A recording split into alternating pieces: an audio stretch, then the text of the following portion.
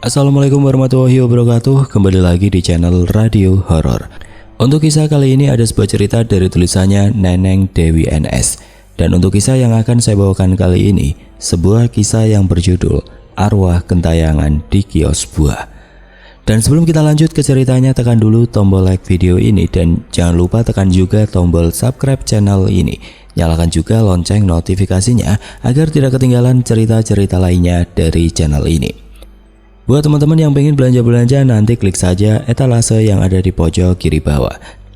Atau teman-teman bisa kunjungi link pembelian yang nanti ada di kolom deskripsi. Dan seperti apa untuk kisah kali ini, langsung saja kita masuk ke ceritanya.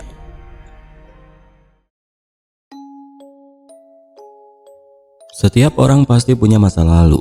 Baik buruknya masa lalu yang pernah dilalui seseorang adalah sebuah pembelajaran hidup agar bisa lebih baik lagi di masa depan. Juga untuk dijadikan pedoman agar tidak lagi mengulangi kesalahan yang sama dan berusaha memperbaiki diri. Sejatinya sebagai seorang manusia yang tidak pernah luput dari dosa dan kesalahan, sungguh manusiawi bila kita melakukan sebuah kesalahan dan kehilafan. Namun yang seharusnya tidak dilakukan ialah dengan kembali mengulangi lagi dan lagi kesalahan yang sama. Ibarat kata pepatah, jangan pernah jatuh lagi di lubang yang sama. Seperti yang tertuang dalam kisah ini, semoga kita semua bisa memetik hikmahnya.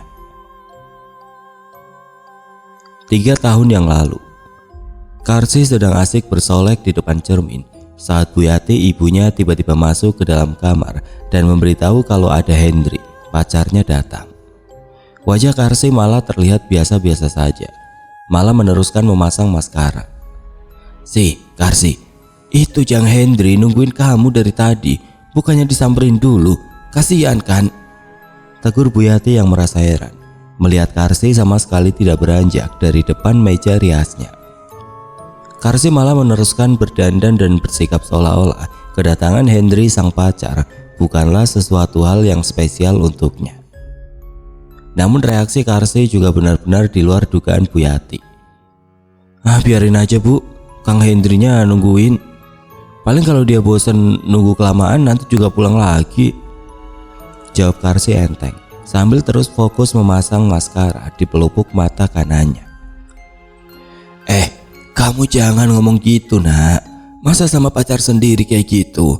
Ibu gak suka ya kalau punya anak perempuan tapi tidak menghargai orang lain. Kembali Bu Yati menegur Karsi, yang menurut beliau sikap Karsi itu sangat keterlaluan pada Hendri. Bukannya manut, Karsi malah mencak-mencak pada wanita yang sudah melahirkannya itu.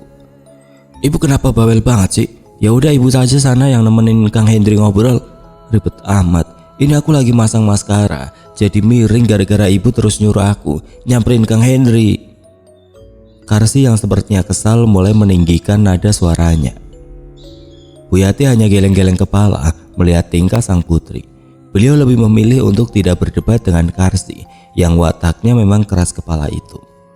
Namun sebelum meninggalkan kamar sang putri, Bu Yati kembali menasihati Karsi. Semoga nanti kamu tidak menyesali apa yang kamu lakukan sekarang ke Jang Hendri nak, kata Bu Yati dengan suara lirih. Kemudian perlahan berjalan meninggalkan kamar Karsi. Males banget, aku punya pacar kere kayak Kang Hendri itu. Mending aku gak punya pacar sekalian. Ngajak makan ke kafe gak pernah, ngajak belanja baju boro-boro. Paling cuma ngajak makan bakso Mang Dadang di pengkolan atau mie ayam Mas Darsono di depan rumah. Bosan, keluh Karsi sambil merapikan rambut panjangnya yang dibiarkan tergerai indah itu. Salah satu yang Karsi banggakan selain kecantikan wajahnya, ya keindahan tubuhnya yang selalu rutin dia rawat dengan baik. Aku ini cantik, masih muda, pasti gampang lah nyari laki-laki sebagai pengganti Kang Hendri. Daripada Kang Hendri yang kere itu cuma bikin ribet hidup aku, mending aku putusin aja dia, sungut Karsi. Ya, Karsi dan Hendri sudah menjalin hubungan baru 1 minggu. Tapi Karsi sejak awal memang agak ogah-ogahan menerima Hendri karena Hendri masih belum mapan. Dia juga tidak punya rasa cinta sedikit pun pada laki-laki itu. Tadinya Karsi mau menerima Hendri agar menang taruhan dari Cindy, saudara sepupunya. Cindy mengajak taruhan untuk membuktikan kalau Karsi memang seorang penakluk laki-laki. Karsi disuruh mendekati Hendri yang bukan termasuk laki-laki yang diperebutkan di lingkungannya. Bila Karsi berhasil pacaran dengan Hendri selama 2 minggu, Cindy janji akan memberinya uang 500.000. Karsi mau karena katanya lumayan uang segitu untuk tambahan membeli skincare. Saat itu Hendri hanya jadi penjual buah-buahan pakai gerobak sederhana. Penghasilannya juga tidak seberapa, makanya Hendri tidak bisa memanjakan Karsi sang kekasih. Bahkan ketika Karsi yang banyak maunya itu memutuskan untuk mengakhiri sepihak hubungan mereka, Hendri juga mencoba berlapang dada menerima keputusan gadis yang sangat dia cintai itu. Meski hatinya sakit karena diputuskan secara sepihak oleh Karsi, namun Hendri tidak pernah membenci Karsi.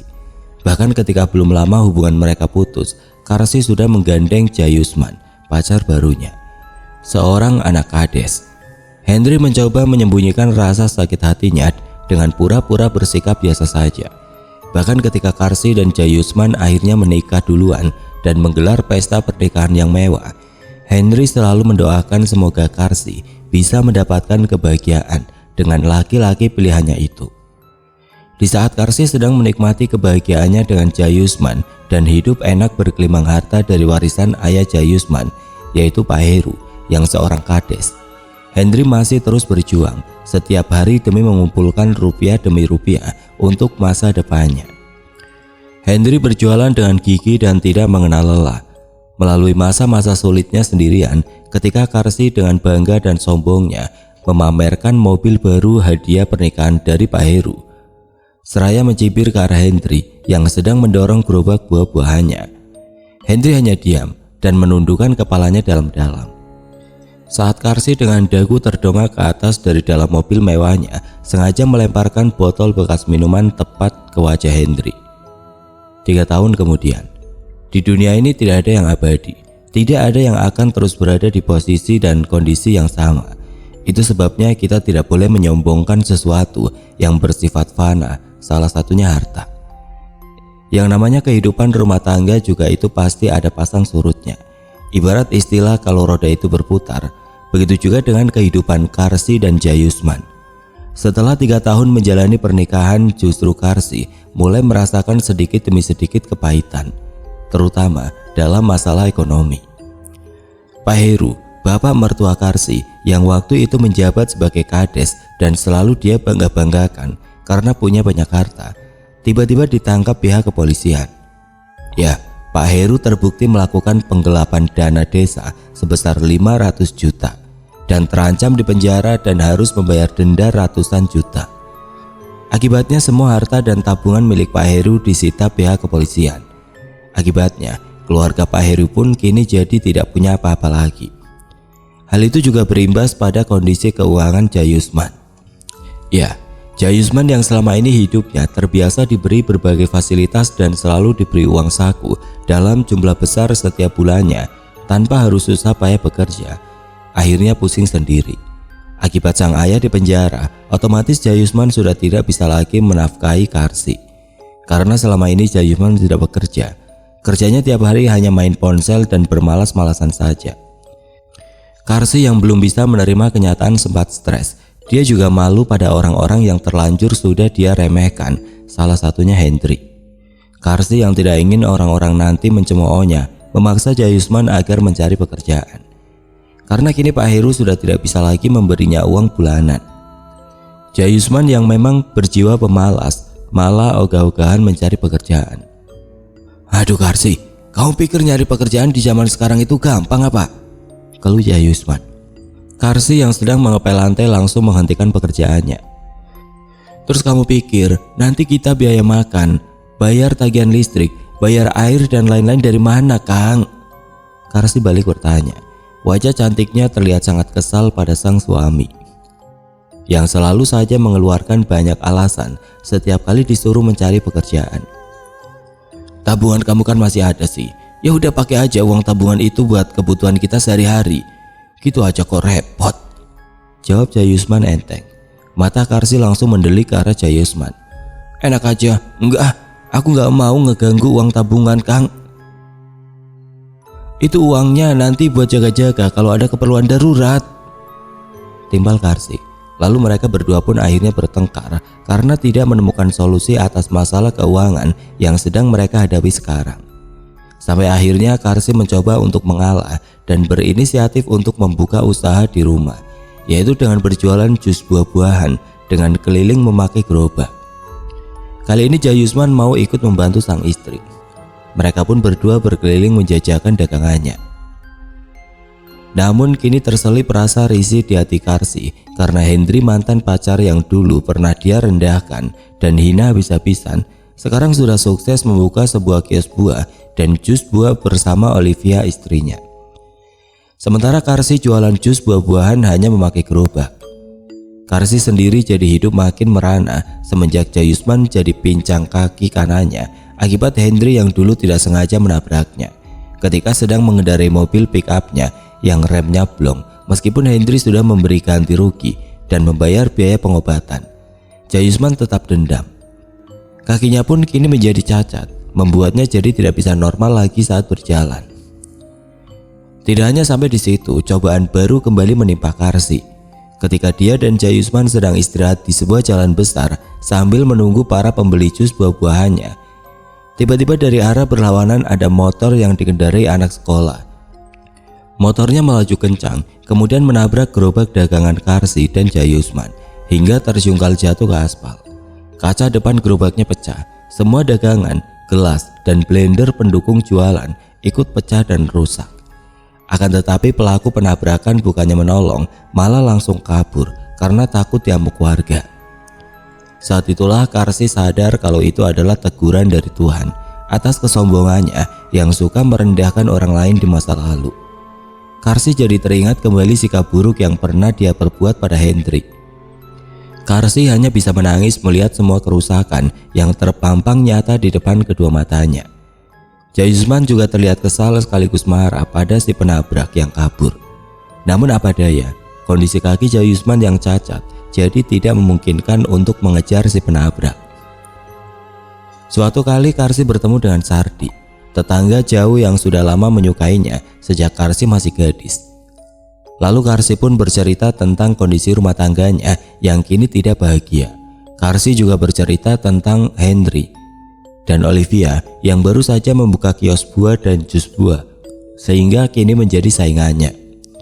Sabar sih, itu kan sudah menjadi resiko yang harus kamu tanggung atas keputusanmu. Salah kamu sendiri, kenapa dulu tidak mau menerima lamaran aku? Kata Sardi setengah menyindir Karsi, seraya menghisap rokok kreteknya dalam-dalam, kemudian menghembuskannya perlahan. Terlihat asap rokok itu berputar-putar sebentar, membentuk kepulan asap kecil, lalu terbang ke atas membelah diri sampai akhirnya menghilang. Karsi tertunduk. Iya, maafin aku Kang, dulu aku hilaf, ujarnya dengan mimik wajah penuh penyesalan. Jadi rupanya dulu sebelum Karsi dilamar Jayusman, Sardi sudah lebih dulu datang melamarnya, tapi lamarannya ditolak Karsi. Karsi lebih memilih Jayusman karena dia anak kades yang di mata Karsi punya harta lebih banyak daripada harta orang tua Sardi yang hanya berprofesi sebagai petani tembakau. Jelas levelnya tidak akan sebanding bila keduanya dibandingkan. Iya, tidak apa-apa, Akang juga sudah maafin kamu kok sih, saut Sardi sambil tersenyum. Sebuah senyum yang penuh arti, entah apa yang ada di dalam benak Sardi yang sesungguhnya. Hanya dia sendiri dan Tuhanlah yang tahu. Sardi pun berjanji akan membantu Karsi. Dia pun membelikan gerobak baru, pengganti gerobak Karsi yang sudah rusak dan hancur. Dia juga membelikan blender, gelas, aneka buah-buahan dan semua pendukung jualan jus buah-buahan Karsi. Tentu saja Karsi menerimanya dengan sukacita.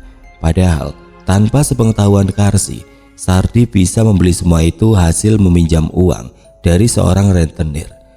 Sardi juga punya niat jahat nanti, hendak menggadaikan sertifikat rumah Karsi untuk membayar semua hutang-hutangnya bekas judi online. Sardi juga mau disuruh bekerja di toko buah Hendrik agar jadi mata-mata Karsi, karena Karsi juga punya niat jahat ingin menjatuhkan usaha Hendri sang mantan. Sementara itu Jayusman jadi cemburu saat tahu Sardi membelikan Karsi gerobak baru dan semua pendukung jualan. Sebagai seorang suami, dia seperti merasakan kalau Sardi menolong pasti ada maunya. Apalagi Jayusman tahu betul Sardi adalah satu di antara sekian banyak laki-laki di masa lalu yang tergila-gila pada kecantikan wajah Karsi. Sebaiknya kamu berhati-hati sih. Jangan mau begitu saja menerima semua pemberian Sardi. Akang takut dia punya niat jahat sama kamu, tegur Jayusman menasihati Karsi.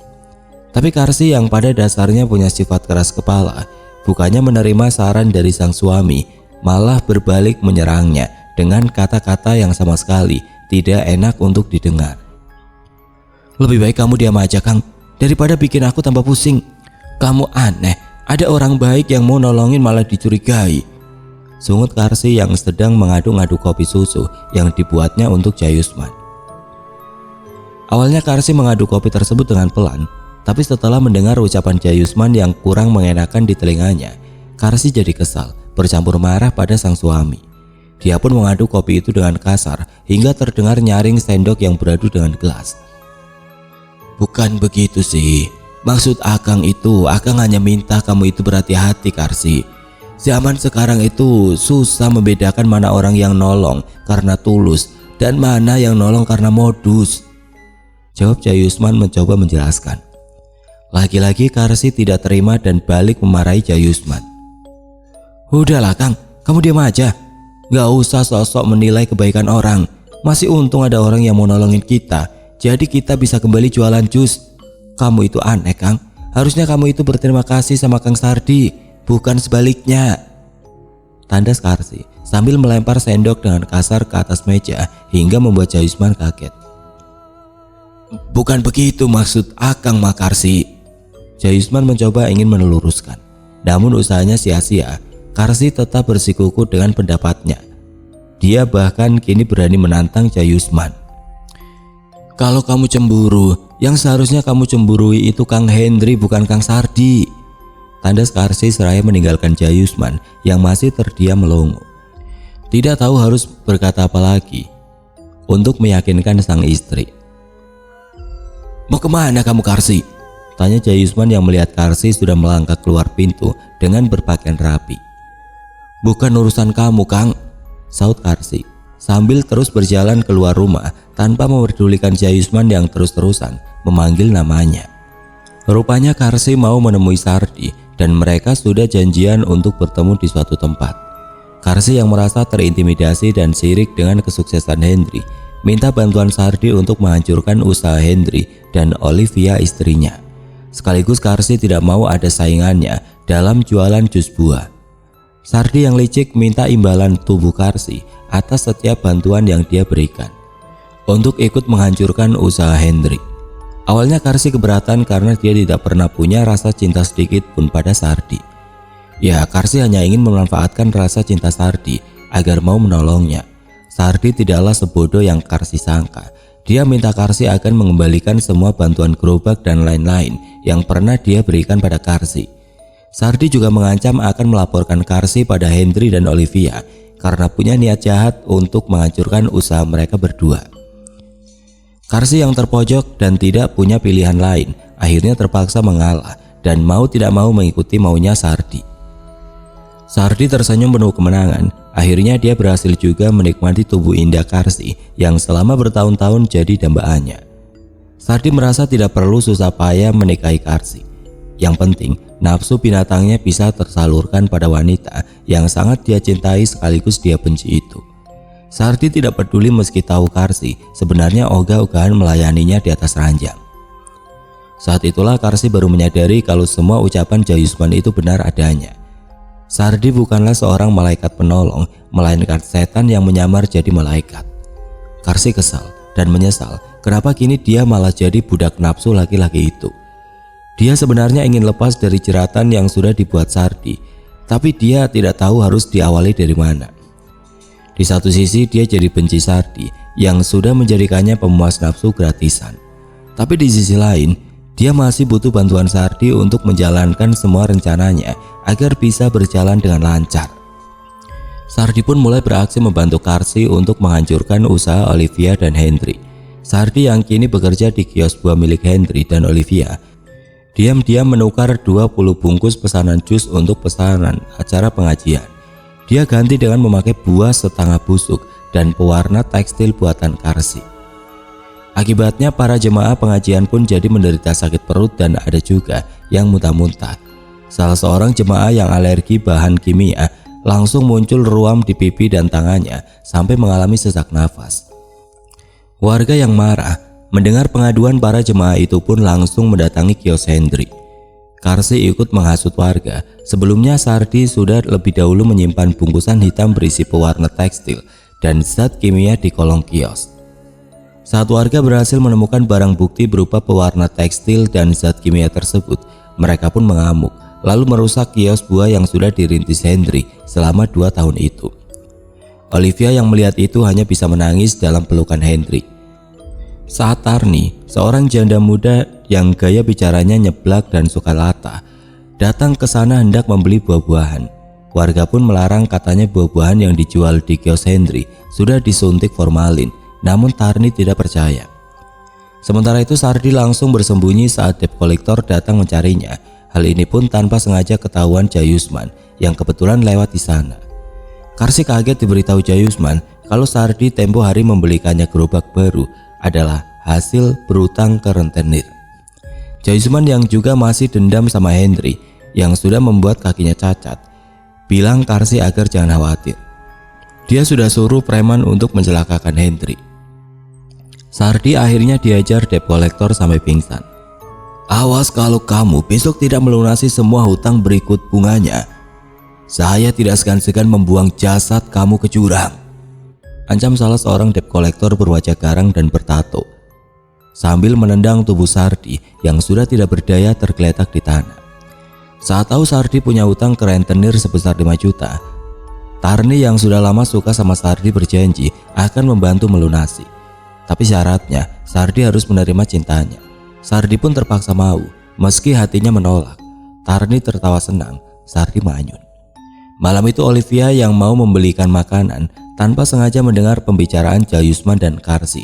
Dia pun kaget tidak menyangka kalau pasangan suami istri itu rupanya hendak mencelakai suaminya. Olivia pun hendak menelpon Hendri, tapi karena terburu-buru ponselnya malah jatuh. Dia pun keburu kepergok Jayusman dan Karsi yang kaget melihat ada Olivia di depan rumah mereka.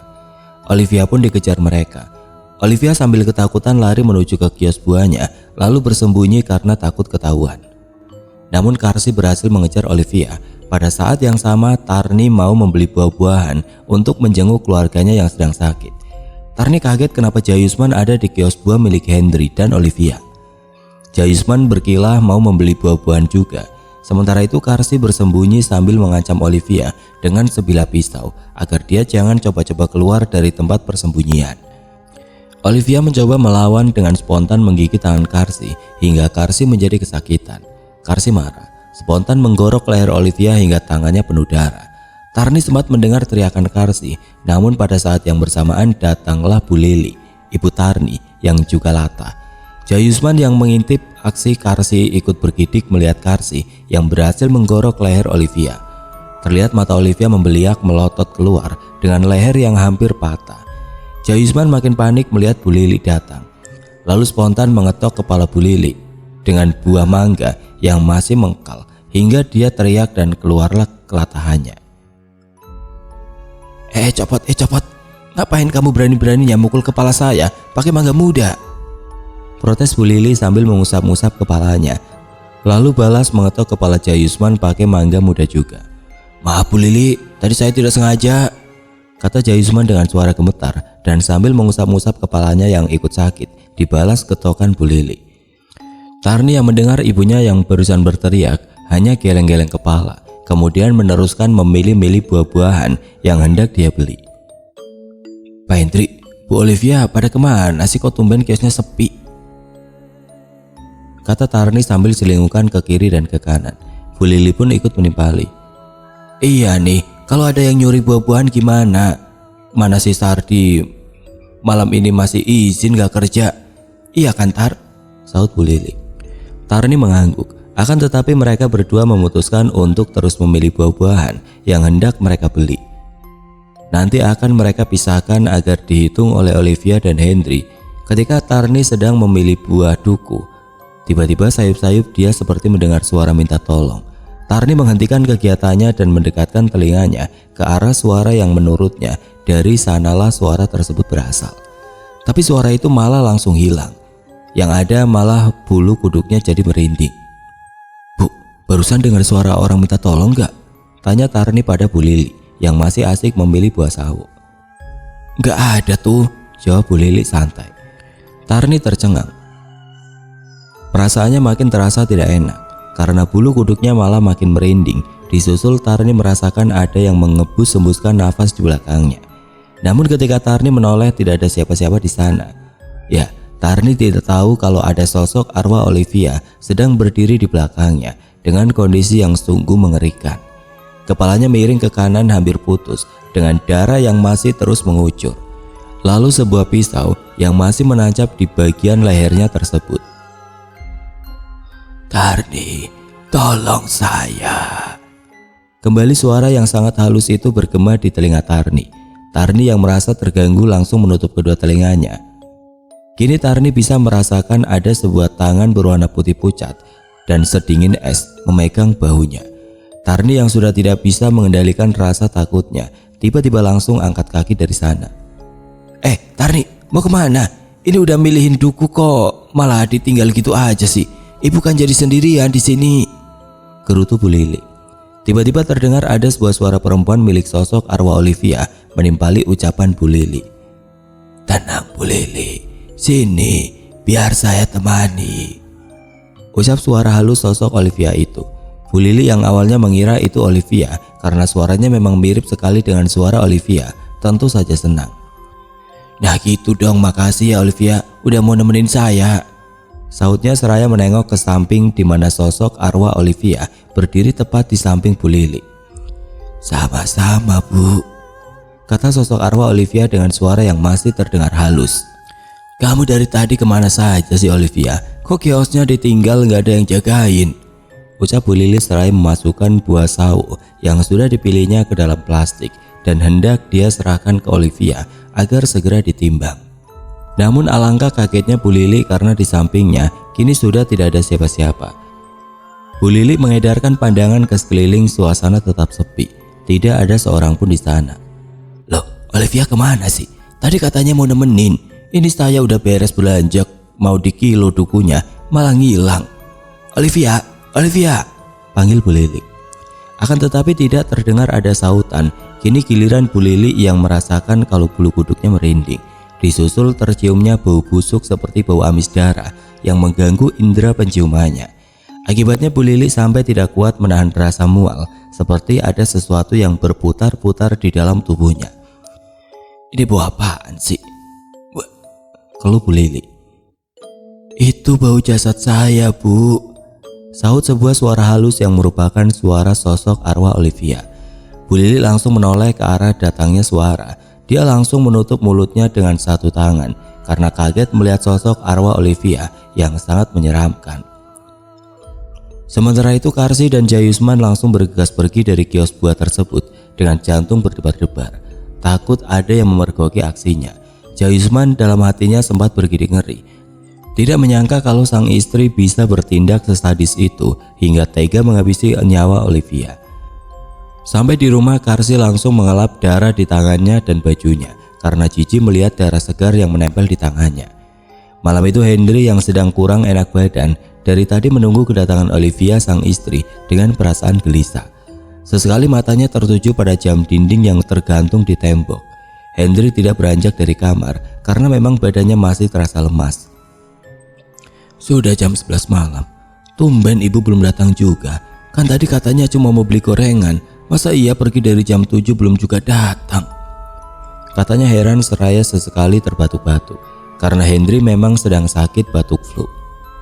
Tidak lama kemudian Hendri mendengar ada langkah seseorang yang masuk ke dalam rumah, membuka pintu kemudian menutup kembali pintunya. Dari kamar Hendri bisa melihat Olivia yang baru datang, senyum pun tersungging di bibirnya. "Alhamdulillah akhirnya kamu pulang juga Bu. Kemana saja Bu dari tadi, Bapak nungguin?"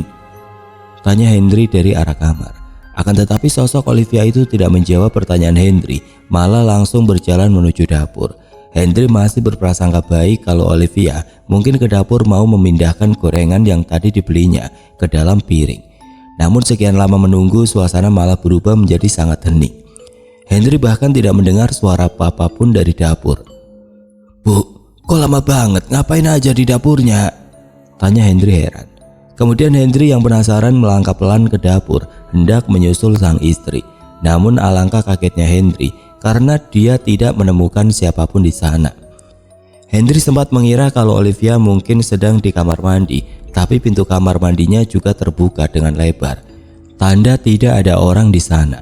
Hendry terus memanggil-manggil nama Olivia.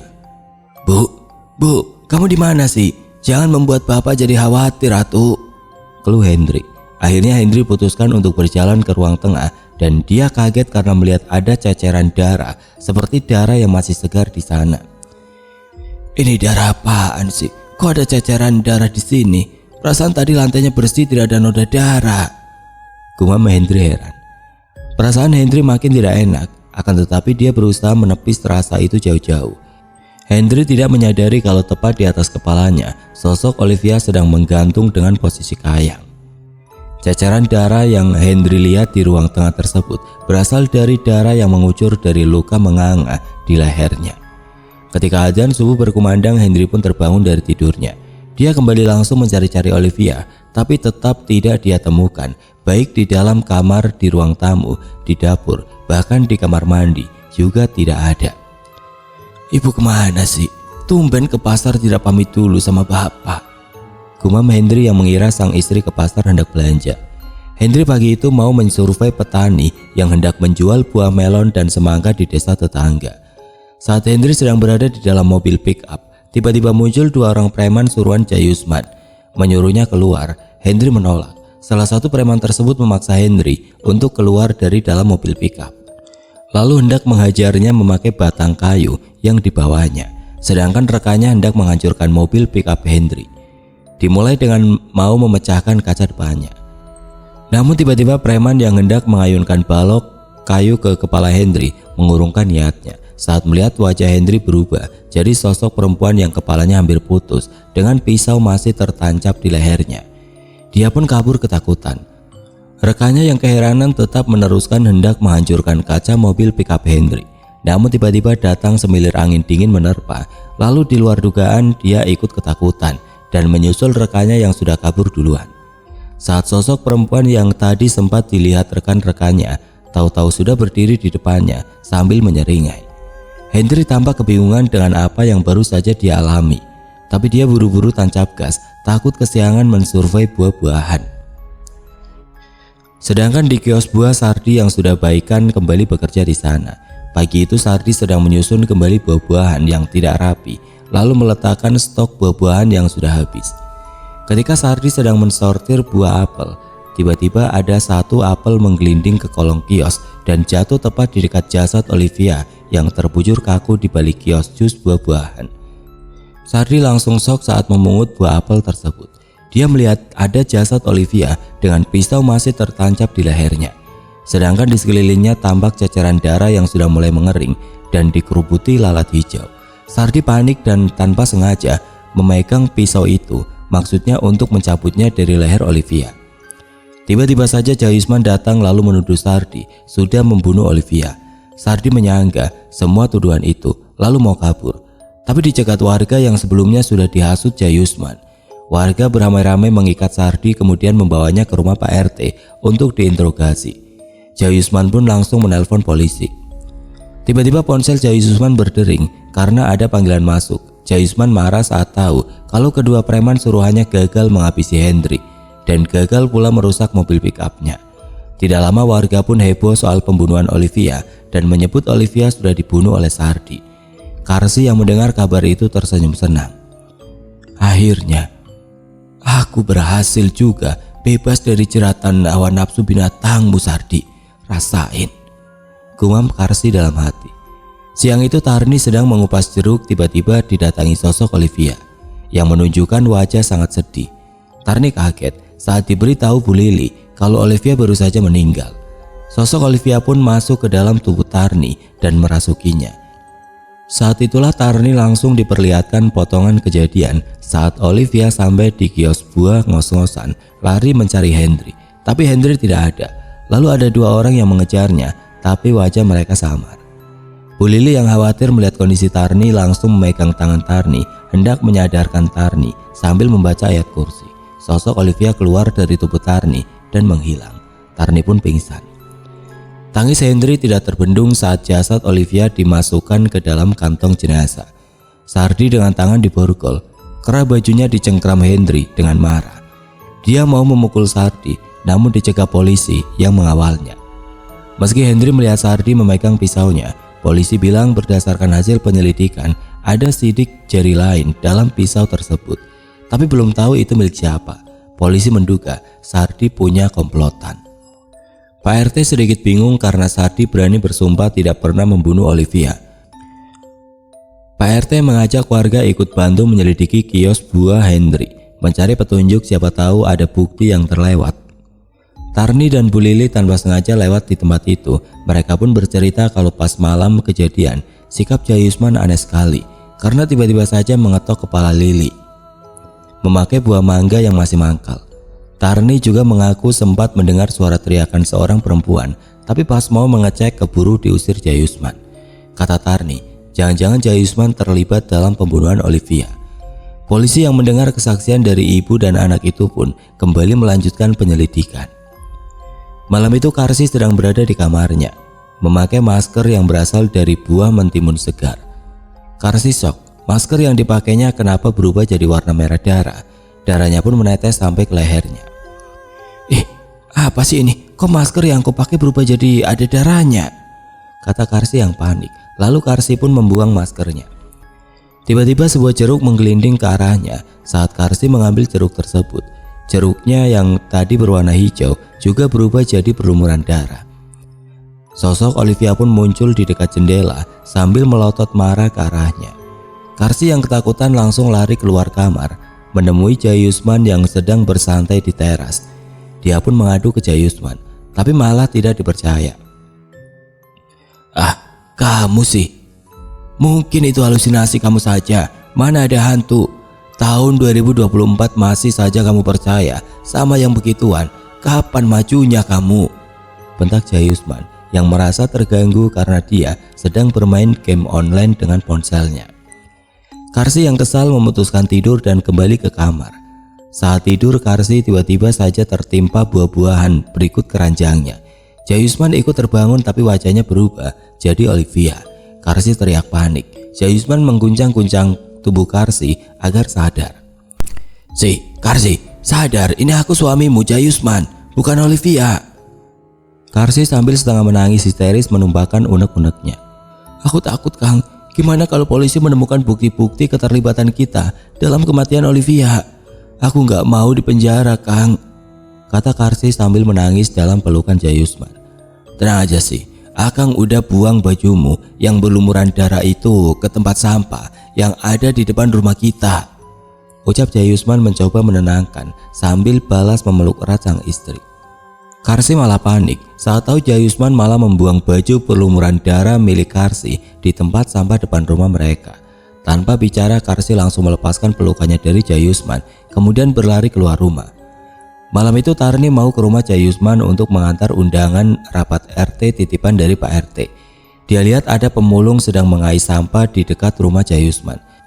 Pemulung itu menemukan baju terbungkus plastik. Tarni kembali kerasukan arwah Olivia. Dia pun memberi si pemulung 50.000 di barter baju itu. Tiba-tiba tubuhnya keburu ditarik Bu Lili yang mengajak bersembunyi di balik pohon. Rupanya Bu Lili melihat ada Jayusman dan Karsi sedang berjalan bergegas menuju ke tempat sampah juga, dan gerak-gerik mereka sangat mencurigakan Bu Lili. Karsi makin panik saat tahu tempat sampah sudah kosong dan baju berlumuran darahnya sudah tidak ada lagi. Dari kejauhan mereka pun melihat si pemulung. Mereka kecewa saat si pemulung bilang bajunya sudah dibeli orang 50.000. Tapi dia tidak tahu siapa namanya. Karsi makin panik.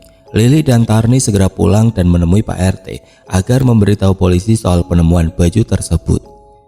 Esoknya Jayusman dan Karsi sedang mendorong gerobak jualan jus. Jayusman bilang mereka biar bisa keliling sambil mencari baju Karsi. Saat melayani pembeli jus buah, Karsi kaget melihat blendernya menyala sendiri padahal belum dicolokin ke aliran listrik. Jayusman ikut panik dan memeriksa. Sosok arwah Olivia mendadak muncul di samping gerobak sambil melemparkan buah-buahan bahan jus ke arah mereka. Jayusman dan Karsi pun lari ketakutan dikejar-kejar sosok arwah Olivia. Esoknya polisi pun datang. Jayusman menyuruh Karsi kabur lewat pintu belakang. Polisi membawa surat penangkapan buat Karsi karena bukti-bukti mengarah ke Karsi, terutama hasil cek darah dari baju yang dipakai Karsi yang berlumuran darah. Hendri emosi menanyakan kemana Karsi yang sudah membunuh istrinya. Jayusman yang ingin menutupi kesalahan sang istri malah mengakui kalau dialah yang sudah bunuh Olivia, bukan Karsi. Semua orang kaget mendengar pengakuan Jayusman, termasuk Karsi yang masih bersembunyi. Dia malah senang. Lalu diam-diam memutuskan kabur lewat pintu belakang. Namun tiba-tiba Karsi ketakutan melihat gerobaknya jalan sendiri menuju ke arahnya. Sosok arwah Olivia ada di atas gerobak. Karsi panik lari ketakutan sambil terpincang-pincang. Tarni yang kebetulan lewat di sana langsung menyampaikan hal itu kepada polisi yang masih berada di rumah Karsi. Karsi dikejar sosok Olivia sampai ke kebun warga. Karsi pun mati mengenaskan karena tidak sengaja menginjak ular ketika bersembunyi di balik pohon bambu yang rindang. Sardi yang geram gara-gara dituduh Jayusman pembunuh, mau menusuk perut Jayusman memakai pisau, buru-buru dicegah oleh Tarni. Kata Tarni, meski Sardi merasa terpaksa jadian sama dia, tapi dia yakin Sardi pria yang baik. Dia minta Sardi jangan memelihara dendam, biar hukum negara yang membalas semua kejahatan Jayusman. Sardi tercenung. Maafkan Akang ya Tarni, Akang janji setelah ini akan tobat dan mau belajar untuk mencintai kamu, kata Sardi dengan tulus seraya menggenggam kedua tangan Tarni dan menciumnya. Wajah Tarni langsung bersemu merah, namun tiba-tiba saja Tarni ingin mengerjai Sardi. Dia pura-pura kesurupan sosok arwah Olivia. Sardi yang ketakutan tentu saja langsung lari terbirit-birit. Tarni ketawa puas, tapi tawanya spontan berhenti saat dari belakang terdengar suara ketawa sosok arwah Olivia yang juga ikut menertawakan Sardi. Kali ini giliran Tarni yang ketakutan lalu lari menyusul Sardi.